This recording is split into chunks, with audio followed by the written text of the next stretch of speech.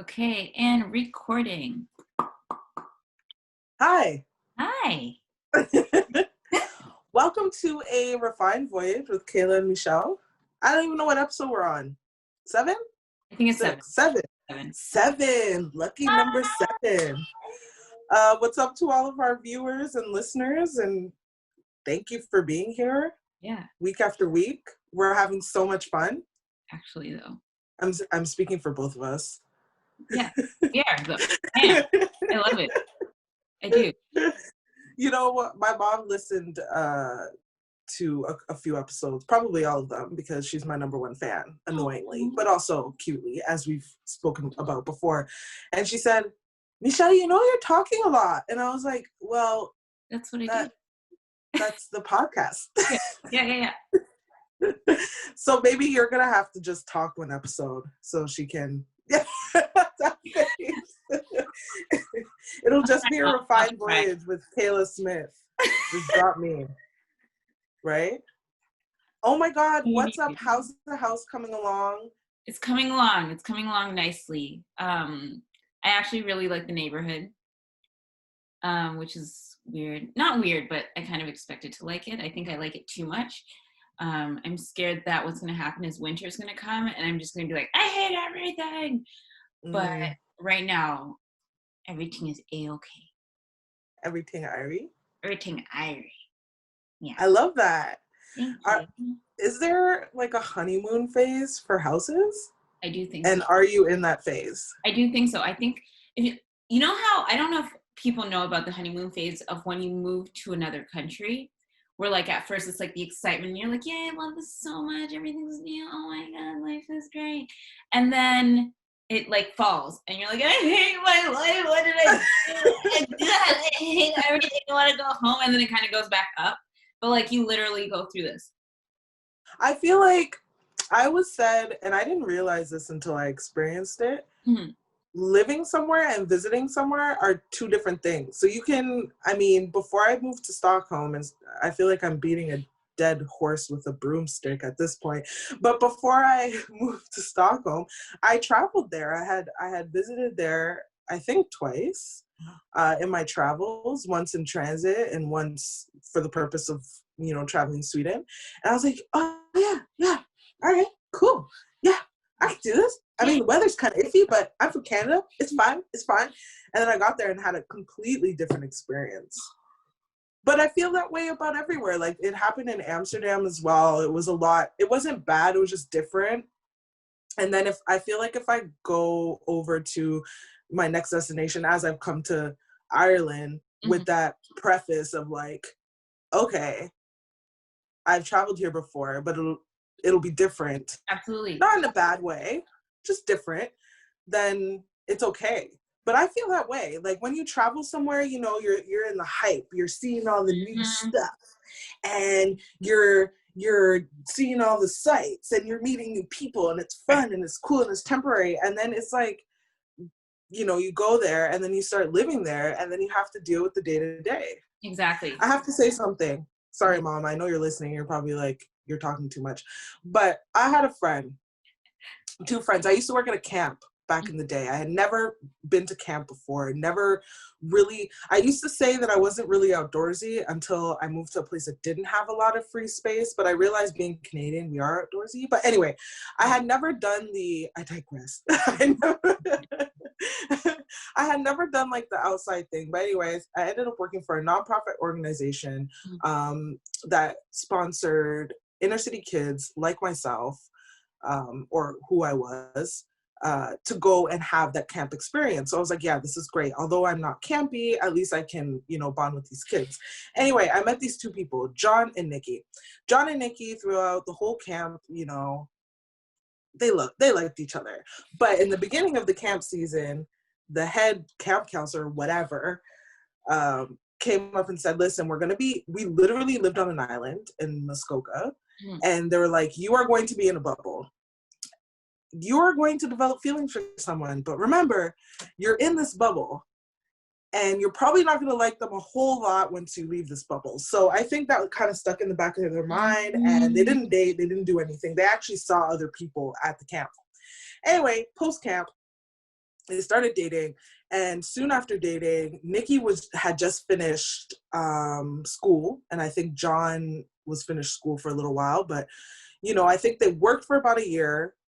They lived apart, and then they went on this amazing trip. I think it was like a 3-year trip across Asia, and it was amazing. I don't even think they worked for a year. I want to say they did it immediately after camp. They just went on this trip together and everything. And when they had come back, they visited me in my apartment in Toronto.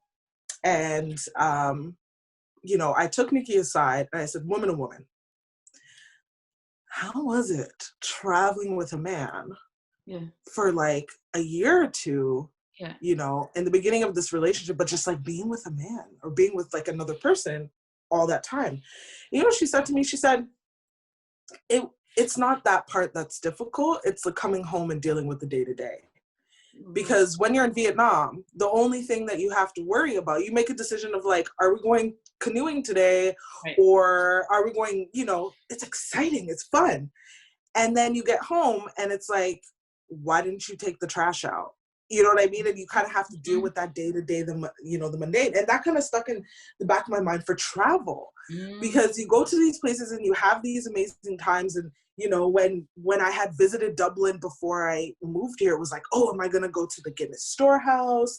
Am I going to take the bus to the Cliffs of Moher? What am I going to do? Am I going to go to Temple Bar? And you're having all this fun and whatever. But then you come, not to say that it's bad, it's just different. I come here and then you learn about the day-to-day, how people deal with each other, how people speak to each other, what is normal, what is abnormal, what they say, and it's just different. Yeah. So for anyone who's listening, there's a difference. Oh yeah. So there's a honeymoon phase, I think, with everything, with moving into a new place, moving to a new city, moving to a new country. I think so. I totally agree. Yeah? Yeah, 100%. So I know that it's gonna hit me. But I think like you said, having that in the back of your mind, you'll be okay. You just have to, you're like, okay, I'm going to be sad soon. It's going to pass. I don't know that. That's how I feel anyways. That's how I feel. I'm going to be sad soon. I mean, everybody gets a little sad. Everybody gets a little sad, but I don't think you're going to be sad. I know one fun fact about you is that you hate the cold. Yes. It's not I think it'll be a little difficult being outside of the city during winter. Yeah, but you're a little more south than Toronto, so hopefully it'll be. Yeah, I'm hoping. Yeah, I'm a little more south than Toronto, but I'm also near a lake, so that lake effect in the winter. I don't know if anybody outside. So one thing that I've learned is that how in Canada, I'm going to speak specifically for Ontario. So in Ontario, when you put on the news and you're watching the weather, or you check like an app or whatever, or CP24, whatever you're checking, it says the weather, the temperature, but then at the bottom it says feels like the real temperature. Yeah, feels like. So I realized that's like a Ontario or Canada thing. Yeah, they don't do that. Ignore the top one. You just got to completely ignore what it says. It's 10 degrees. Just ignore that, and then look at the bottom. It says feels like. Yeah. And then you're like, that's what I'm gonna feel today. That's what it is. In the summertime too, it's like 23 degrees, but with the humidity, it's like feels like 45. You're like, great, yes, that's what I'm gonna do. But what I'm saying is, I don't know if lake effect is like a thing outside of where we come from. I don't know either. I don't know. I'll let you know. Anybody knows. We're gonna Google this afterwards. Yeah. One thing that I wanted to talk about, I'm feeling very hosty today. One thing that I want. Well, Kaila, there's one thing that I want to talk about today. I wanted to talk about rejection. So everyone, I think I've spoken about this before on here, but everyone close to me kind of knows that I'm on this like tentative journey. So when I first moved to Europe in 2016 to Amsterdam, I was like, okay, I'm going to stay here for a year. And then I was there for like 3 weeks. I was like, yeah, I'm not going to stay here for only a year. I want to go and I want to do this thing. And it was mostly because all of the visas that I was applying for are age dependent. So the working holiday visa, if anyone that's listening doesn't know about it, it's a visa that you can apply to depending on which country you come from, to do a working holiday. So essentially you can travel over there, you have to have proof of funds. Each country has its own list of requirements, and you can go over for a year or two and just travel and work and hang out. But all of them are age dependent. So some of them end at 25, some of them end at 26, some of them end at 30, and just a few end at 35. So by the time I decided that I wanted to leave, I was 28. And it was kind of like do or die. So then when I was in Amsterdam for a year, I was 29, and then obviously, I was turning 30. So I was like, yeah, okay, I'll go to Stockholm. And then when I was in Stockholm, I was like, all right, there are a few countries that go until 35, Ireland being one of them. I was like, all right, I'm going to go to Ireland for a year or two, right?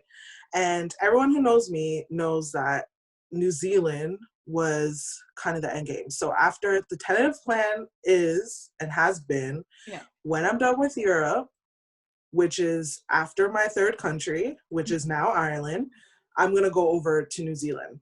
Oh. So COVID is just coming up in here.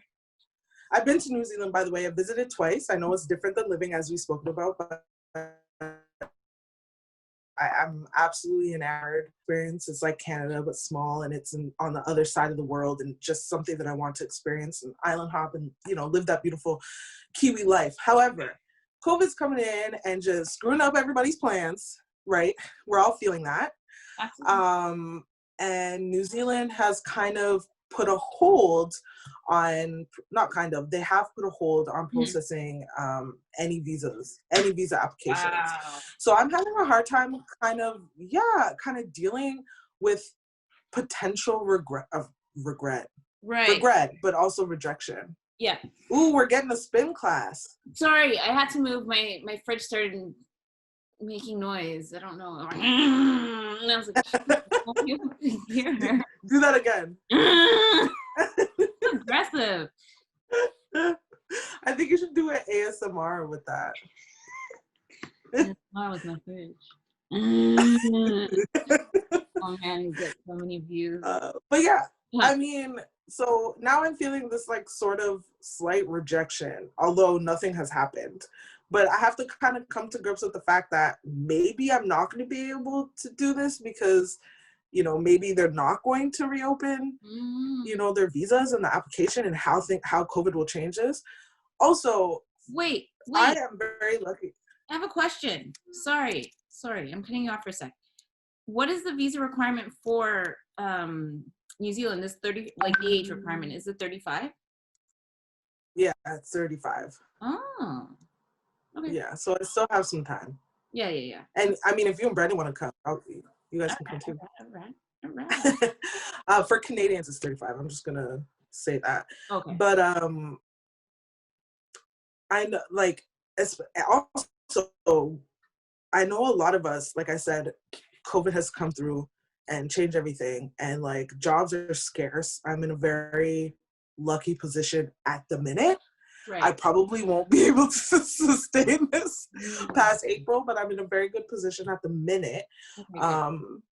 And, I just know that a lot of people are dealing with a lot of rejection right now from jobs, from travel, from applying for visas. Like, how do you deal with that rejection?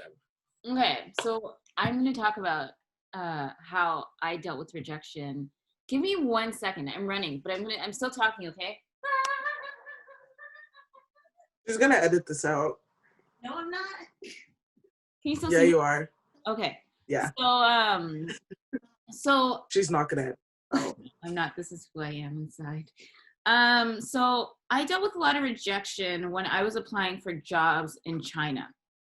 So I learned very, very quickly, and it wasn't like I applied to like thousands or like 20 or something, but what I learned was that when it came to countries like China, they prefer white people, white people over any other color. So whether you're Black, whether you're, I don't know, brown from India maybe, whether you're even Asian yourself, they will take a white person. Some schools prefer taking a white person over any other culture.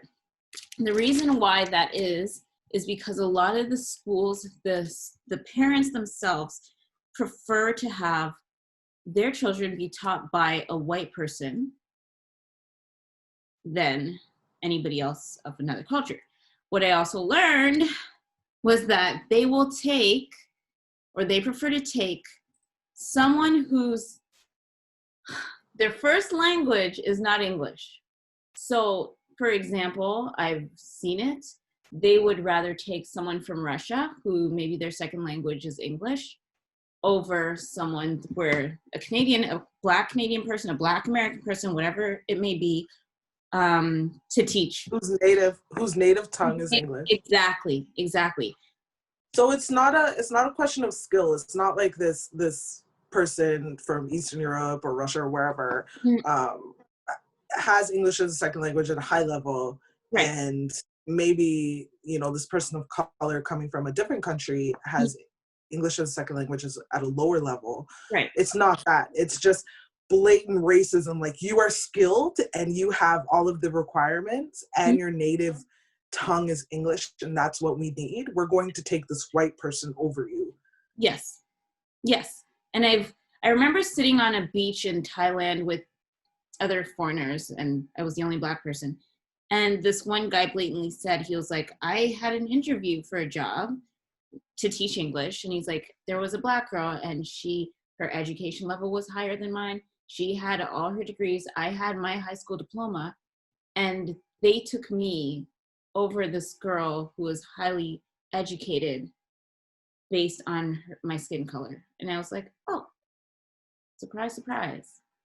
So dealing with that kind of rejection is, I guess I deal with it in a way, it's like, okay, it's not me, it's you. Right.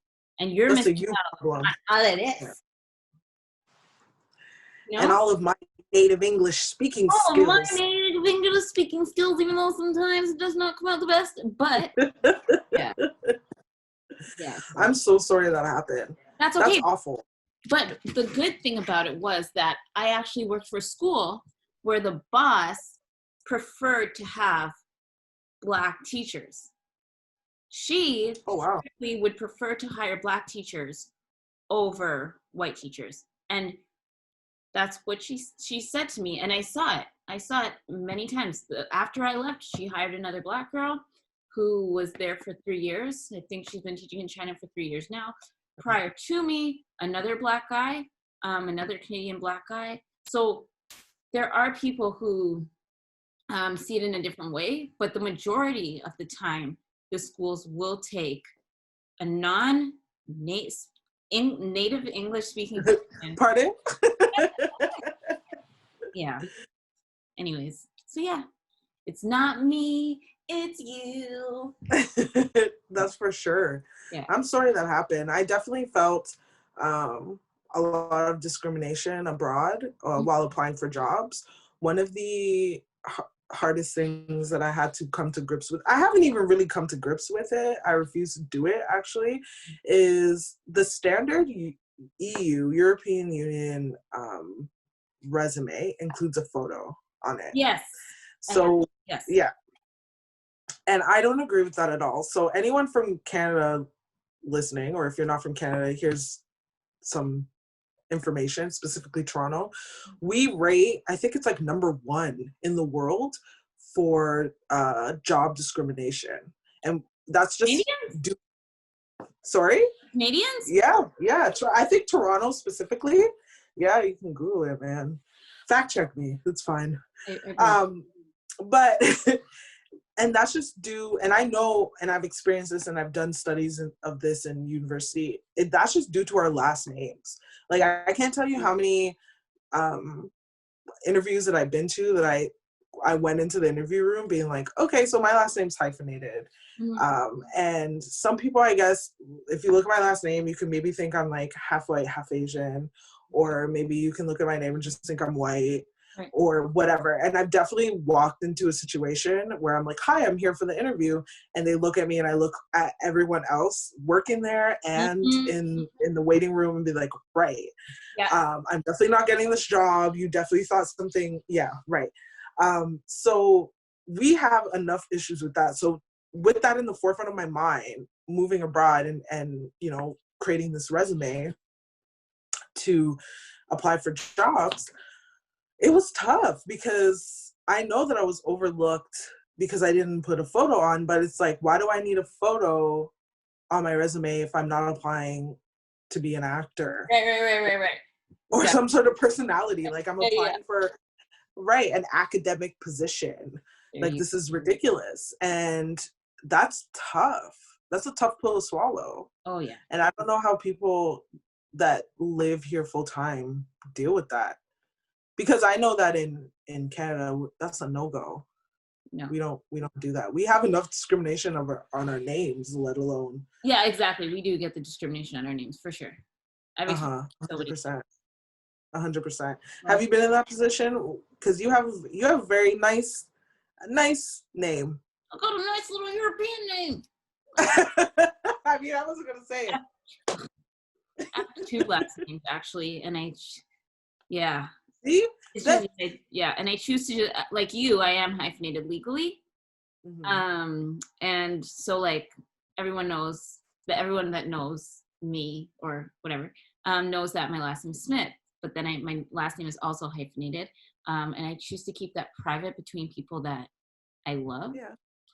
So it's on my passport. And okay, so I'm going to go through when I was in Asia once. My last name sounds it can either sound African or it sounds Asian, but for the most part, people think it's some kind of Asian.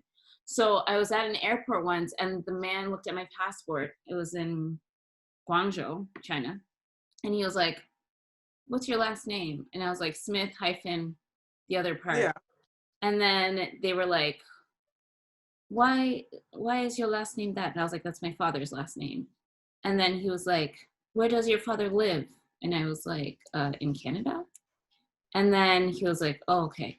But I think he thought that because my last name was the other last name, the second half of my last name, he thought maybe I was had some kind of Asian background, but it wasn't. So yeah, anyways, in regards to my last name is Smith, like you said, they will see your name and then you end up at the interview. My name is Kaila Smith. Kaila Smith. By the way, this is for our watchers, this is a Guinness pint, but there's no Guinness in it. It's just some water. And I'm going to lean very far back so you don't hear me take an embarrassing gulp. Yeah, so like you said, like you walk into the interview and they're like, they look at you and they're looking around and they're like, Kaila Smith? And they look past you. Kaila Smith, and you're like, yeah, that's me. Hey there. Oh, okay. Come on in. And you already know it's lost. Yeah, I'm just like, at that point. So how do you process with for me, handling potential rejection. I haven't been rejected yet in terms of this situation with COVID and New Zealand and applying for visas and traveling and stuff like that. But how do you deal with that? I think for me, I just like internalize it. Right. And I'm like, oh, here we go again. Yeah. And that song just kind of plays in my mind, and then it dissipates and I internalize it, and I guess one day we'll just all crack. No, I'm kidding. But yeah, how do you deal with it? You just gotta I think you just gotta move on. I think I know it's hard to just move on, don't worry about that. But literally, if you set your mindset to be it's not you, it's them, and then there are other places that you can go to, there are other jobs you can apply for that will appreciate you for who you are, and it's their loss. I think if you keep that mindset, and it can get hard, but just always remind yourself that I'm the best. You know what I mean? Just boost yourself up, because they can really break your self-esteem down. especially Absolutely. rejection hurts. It hurts. Yeah. Feel So it in your chest. but keep in the back of your mind that you're awesome and you know that you deserve more. Yeah, I agree with you. I think for me, I think we're just kind of taught to just move on. I don't know if that's healthy. I wish that I had better advice. I think that for me, I've always said that I pick and choose my battles, and I have to make sure that whatever battle that I'm choosing and whatever energy that I'm putting out there is not going to wreck me, and it's for the greater good. So yeah, if I'm going into entry level job interview for a job that maybe I don't really want, or I take it like I'll just go to the interview, I'm a little bit rusty, let me go, and that happens, then okay, I'm gonna let it roll off my shoulder. Right. However, if I am in a position, and I have been in positions where I really feel like I'm being not treated very nicely, and I don't agree, or you're working in a job, or you're in a city, or you're in a country, or you're traveling, or you're even just like on airplanes, I've seen things, I've experienced things, people say any kind of thing that happens, any aggression, any microaggression, or any type of rejection, you can pick that battle. Yeah. You can come back with your facts. There's no issue. I've definitely sent lovely emails, like follow-up emails or feedback emails, expressing my disconcern. Yeah. That's perfect. Right? Yeah, I think that's the word I was looking for. I think that works. I'm gonna say disdain, but disconcern. There we go. Yeah, that as well. So yeah, it's all them. It's a them problem. Yeah. And you're awesome and you're amazing. But it's okay to pick and choose your battles. It's okay to let it roll off your shoulders, and it's okay to, be a little bit upset about it and come back with your receipts and, yell a little bit. For sure. I agree. With that said, and with this lockdown, so I'm in week 4. I have 2 more weeks to go. Hopefully, the numbers are going down here. Oh, good. So hopefully we have 2 more weeks. It's not going to go back to normal, and I don't expect it to, because people are dying, and I understand that, and I'm empathetic. Absolutely. I'm going insane. I'm going a little bit crazy. I've seen everything that I can see within my 5-kilometer radius in nature. I have been to every single coffee shop in the 5-kilometer radius. I've read several novels. I'm all out of writing ideas. I meet up with you once a week. That's my highlight. Thank you. And I find myself daydreaming about destinations. So, post-COVID, when everything is safe and sound, because I know, so some people are going to listen to this and be like, yeah, okay, wishful thinking, post-COVID. But listen, guys, I am in the thick of another lockdown. I need to be optimistic. All right. So post-COVID, where are you going? Wait, realistic travel goal. Okay, my number one destination that I wanted to go to, where I want to go post-COVID, because it got canceled, was Belize. Okay. Belize is one of my favorite countries in the world. I love it. It's beautiful. The people are beautiful. I think I've spoken about Belize in the past. I'm not sure. But I really want to go to Belize. And if not Belize, or if not, I really want to take an Asia trip with Brendan. Lovely. Yeah. So I really want to I want us to travel for So is that a realistic post-COVID? Absolutely not. Just, hey, I'm just wondering, are we doing that? They had COVID first, so maybe they'll eradicate it first, that trickle down effect, right? Yeah, you just gotta, I found that when COVID first started, I was like, okay, I'm gonna pay attention to what's happening in Asia. And then I think then we'll be able to follow. So if they get rid of it Right. first, then we'll be able to get rid of it. You know, that was my thing. I was like, I'm gonna follow them, but I don't know if it's true. I stopped following, so I don't know what's happening. Okay, so your post, I think that's a very realistic goal, heading over to an island. It's not too far from where you're at. Mm-mm. So that's good. Yeah. And if not, then I'll travel through Canada. If they Where if you have to stay, if it's not realistic to within, I'm gonna cap it within the next 6 months. Yeah. If it's not realistic to be able to get on a plane and go to Belize in the next 6 months, you're gonna stay in Canada. Where are you going? Well, first I've got to explore my own backyard here, from where I moved to. I'll explore that, but I also really like the Rockies. So I'd love to go back to Calgary and drive again through the Rockies and visit Banff and all those beautiful places again. Because are you a creature of habit, Kaila?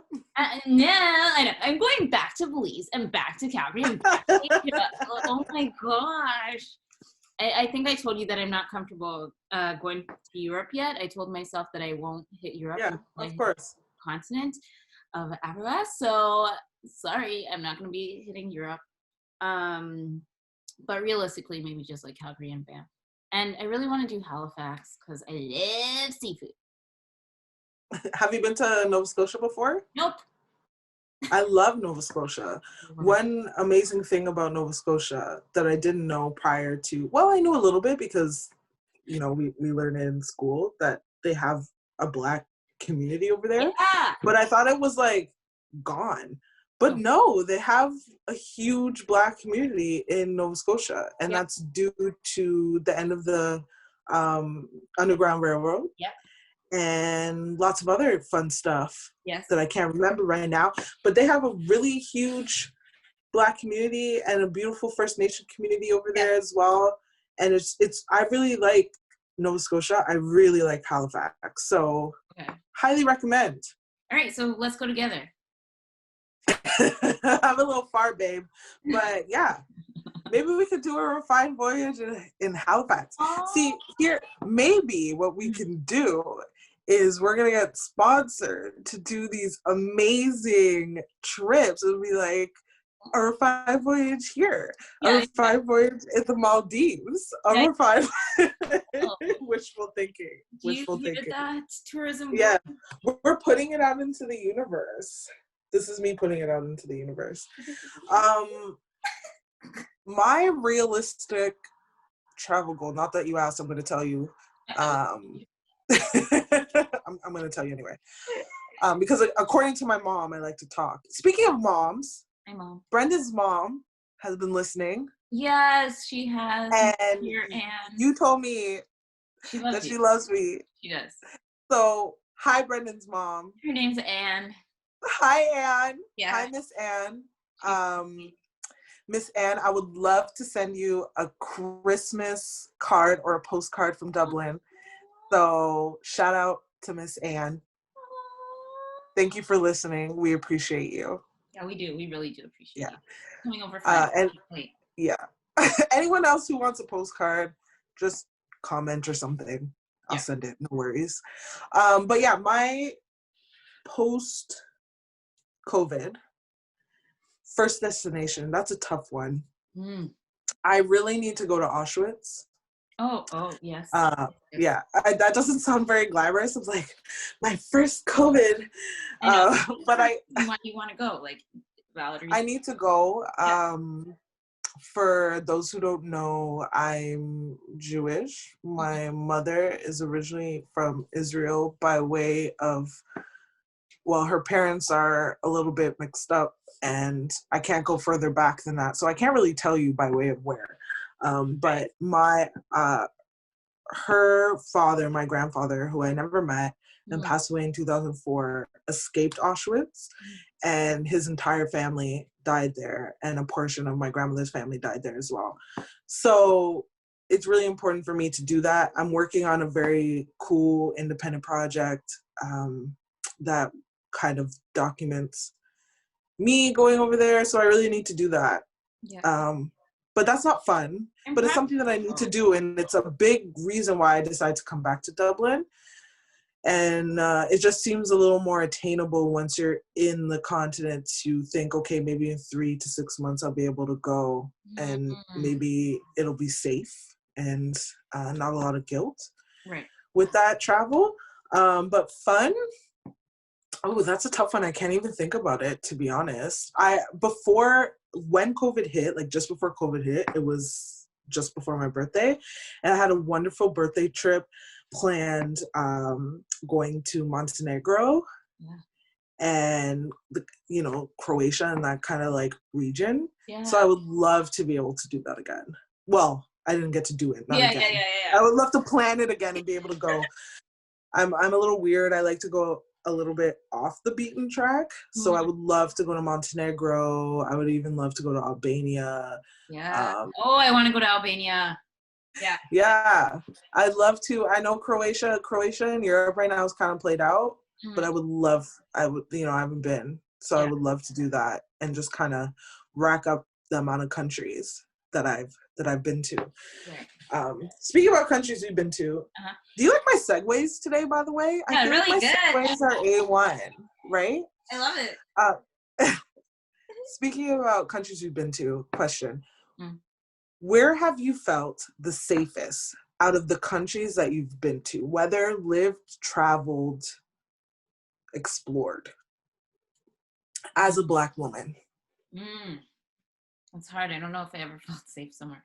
Like 100% safe. Yeah. Facts. That's your answer. That's my answer. Like, I haven't felt 100% safe anywhere. Even within my own backyard, do I ever feel 100% safe? No. Where I've moved to, I probably feel I have more fear than I did back in Toronto. And that's because I'm not used to it / other reasons.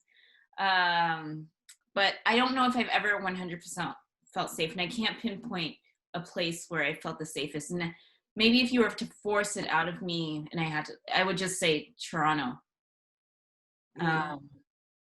Because when I'm in other countries, for the most part, before Brendan, I was traveling either with my cousin, and if it wasn't with my cousin, I was traveling by myself. And when you're traveling by yourself as a woman and as a Black woman, it's kind of scary sometimes because you do stand out. So, I mean, there was a time where, like, I'm pretty sure I almost got kidnapped, but that was due to sheer ignorance, and that was in China. Yeah, I shouldn't. Just don't get into the back of a taxi cab with a stranger, friends. Just don't do that. What? My pocket princess? Yeah. Oh my gosh. Yeah, I was naive, and I feel like she was trying to help me, but she wasn't. I feel like Canadians, so we're living abroad and working in tourism abroad a little bit. I find that Canadians sometimes are a little dopey and naive. Yeah, absolutely. Like, I know that Americans get a bad rap because they're like, the stereotype is they're like, America, this is you. But Canadians, we're like, I even find myself a little dopey. Like, I'm like, oh yeah, for sure, yeah, I'll get in that car. Oh, you want? And like they'll pull over and roll down. Yeah. I'll get they'll roll down. They'll roll down the window and be like, oh, hey, love, do you know, like, the directions? And I'm like, oh, yeah, so if you go straight and then you turn left and then you're going to see a light and you turn right. And then they're, like, doing something weird and they're, like, come in the car. I'm like, oh, wait, no, this is wrong. And even growing up in the hood and kind of having those hood tendencies, I still find myself a little dopey and naive. I'm so happy you didn't get kidnapped. Me too. I'm so scared. Oh, God. I can't believe, I had a little piece of paper. I'll tell the story very, very quickly because I know we're running out of time. So what happened was I was in China. My first time I lived in Harbin, China. First time going to this place called Central Street. So I had a little piece of paper that I was supposed to show the taxi driver that said Central Street. So there's this girl on the bus with me. You get off the bus, then you're supposed to take your taxi to Central Street. You take a bus, but it's easier if you take a taxi. Anywho, so I get off and I'm looking for the taxis, and this lady comes over to me and she's like, said something to me. I was like, I don't know what you're saying. So I showed her my piece of paper, and she's like, oh, okay, come with me, come with me. So I was like, okay, cool. So I'm thinking she's going to the same place. So we get in a taxi. I'm not even joking. We're in this oh my gosh, I feel so stupid telling the story yet. So we're in this taxi. Then literally 5 seconds later, okay, so I'm sitting there like, literally 5 seconds later, these men come with a camera, like a video camera, and they're like yelling at the girl and the taxi driver. I don't know what they're saying. I don't speak Chinese. I don't speak Mandarin. They're yelling. And then anyway, so then we drive off. Okay, after being like yelled at with the video camera, and they're like pointing at me and they're pointing at her, and I'm just like, oh. Anyways, so then we drive. And then she's like, okay, basically she tried to tell me that we had to get out here. So she's like, okay, we need to pay the taxi driver. So, okay, I was like, okay, so I paid the taxi driver. So we get out and we get into another taxi. So now I'm like, okay, something ain't right. But before we had gotten to the other taxi, we're trying to talk, and I took a selfie with her, right? I took a selfie with her. I don't think I have that picture anymore. Anyways, we get into another taxi. We drive, so I'm like, this is not where we're supposed to be going. So I'm like, okay, we gotta go. Mind you, she has 2 phones. She's talking on one phone. She's texting on the other. And I was like, she definitely has a burner phone. I don't know, like, what's happening. We get out, and then she's like, okay, you need to, she's trying to, like, tell me that, I don't know what she's trying to tell me, but she puts 200 on her phone. I was like, 200 what? And she's like, 200 phone. And I was like, no, I'm not giving you 200, like, Chinese, which is like 40 Canadian dollars. And I was like, no, I'm not. So then luckily I had my phone, and my phone was working at this time. And I just called like one of my coworkers, Chinese coworker. And I had to she's like, Kaila, do you see anybody else on the street? And I was like, yes, there's a man walking. I literally walk up to the man and just give him my phone. I was like, ni hao, ni hao. And I just gave him my phone. And then my Chinese coworker spoke to him. He ended up getting me another taxi to go to where I was supposed to be going, the complete opposite direction. And that's oh my God. I died in China and got my organs taken. Girl, you got into 2, not 1, 2 cars? Oh my gosh, I'm so happy you're here with us today. Me too. Just don't do that, guys. Just learn from my naive self with this girl that I thought was nice. I should have known through her burner phone. It was the Canadian in you. I know. It was but I'm so happy your West End hood tendencies came in, and you were like, hold on, that's a burner phone. I know that. Yeah. That's yo fam, that's a burner phone. Yeah. After she kidnaps me, she's just gonna throw it away. Like, that's it. Yeah. No. Oh my gosh. Yeah. I had a similar situation in Brazil. So I lived in Brazil in 2010. Yeah. And I was living in Sao Paulo and traveling all around South America. Anyway, for my birthday, it was my birthday, and I always travel on my birthday. And I decided I wanted to go to Rio. Mm.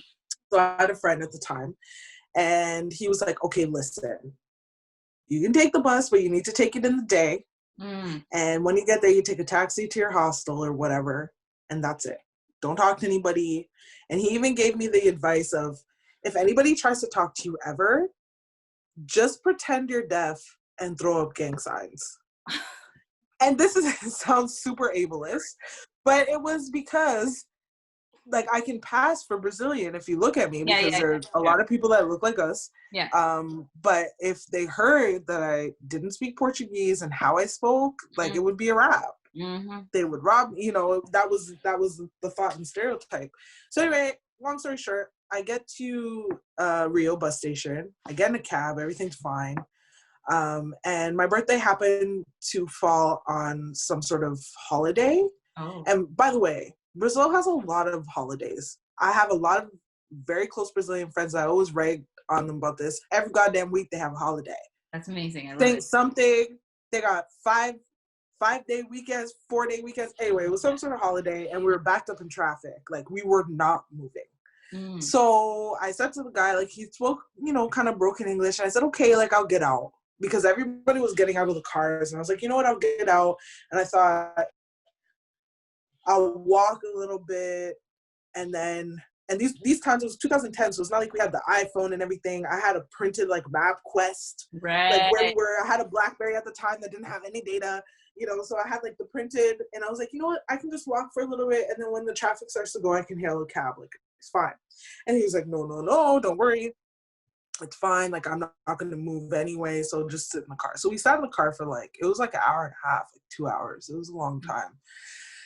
And then the traffic started to move, and in 10 minutes we're getting to where we need to be.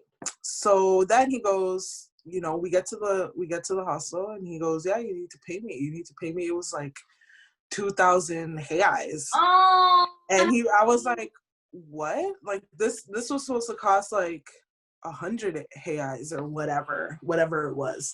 And he was like, no, I waited with you need to pay this. And I was like, well, I don't have any money. And then he pulled out a machete, and he was like, we're gonna go to the no. He was like, we're gonna go to the bank machine right now, and you're gonna give me money. And I tried to get out of the car, and I was in this like really cute flowy birthday dress, and I had like a little cute duffel bag with me, and he, you know, and he was like, no, we're going. So he takes me down. So where my hostel was on a hill, and he goes around. I tried to get out, but the door was locked. We get back down to like what I know now was kind of like, it was like a little bit of a mall by the famous beach. I didn't know that at the time. I had no idea where we were. And he gets out of the car. He takes me by the back of my dress. He has a machete on me, and we go to the bank. And I pull out a card, and at the time it was just like a prepaid Visa, and I would always just like put money onto the prepaid Visa. So I didn't have much on it, thankfully. So I took out like the 200 Canadian dollars or whatever it was, and he could see like, you know, he's like, no, and he kept trying to press like 500 or whatever, and it wasn't coming because I didn't have much on it. Right. Thankfully on that card I didn't. And he took it, and he got in the cab and left. And what killed me, it was the middle of the day. Like I had taken the bus at like 5 o'clock in the morning. Yeah. So this was like the middle of the day. It couldn't have been more than 3-4 o'clock in the afternoon, you know, in summertime, essentially over there. And yeah, everybody just kept walking by like it was nothing. Aww. And so I stood there like crying, you know, like, and then I had to, you know, walk all the way to the hostel, which was on the top of a D's hill, and I'm not being dramatic. It was very steep. And I get there, and I'm crying, and I'm letting them know, and I'm like, okay, like, I'm here, whatever, and they were very nice, and they're like, oh my God, I'm so sorry that happened. And I go to pay, and they're like, yeah, we don't accept cash, it's only card, or no, we don't accept card, it's only cash here. So I had to go all the way back down the hill to the gas station at the bottom and come all the way back up. But you know what? There's a good part to this story. I met some lifelong friends that trip. 3 guys from LA that I still talk to. One of them moved to India. 2 of them are still in LA. I visited them several times. Another couple from the UK that I've seen a few times. So I made lifelong friends that trip, but it started off awfully. So I did not feel safe there. And to just go back to where you feel safe, to be honest, I'm like you. I don't think that I've ever felt 110% safe anywhere that I've been in the 61 countries that I've traveled to and the 5 countries that I've lived in. I think I would say Toronto, but I feel like Toronto's just a little more comforting rather than safe. Okay. Because I can finesse, you know? Like, yeah. I know where I'm at. I know where I need to go. If I had to choose a place that I felt safest, I can't do that. I don't know. I'm so sorry you had to go through that though on your birthday. I just want to say that. Oh, that's okay. I turned 22. Oh. Yeah, it was a cute anecdotal story now. It happened. Yeah. I'm sorry that you almost got kidnapped. That's okay. I'm alive. I wish I still had that selfie because I would want to share it with you. She had really bad eyebrows, but whatever. Well, you should share it with the authorities. I know. This person. Oh my gosh. But yeah. I think that's it for today. Yeah. See you next week. Yeah, see you next week, darling. I love you. Thank you for watching, listening, putting up with our Instagram posts. I took a step back, so I was posting 5 days a week, and I was like, maybe I don't have to do that. Yeah, that's a lot of work. It's a lot of work. It's a lot of work, right? But thank you guys. Shout out to Anne. Yay. Shout out to my mom that tells me I talk too much. Oh my gosh, I want to meet her. I'm gonna go visit her. I want to go to Toronto. Maybe post COVID, I'll visit her. She'll love that. Okay, she'll be like, why do you let my daughter talk so much?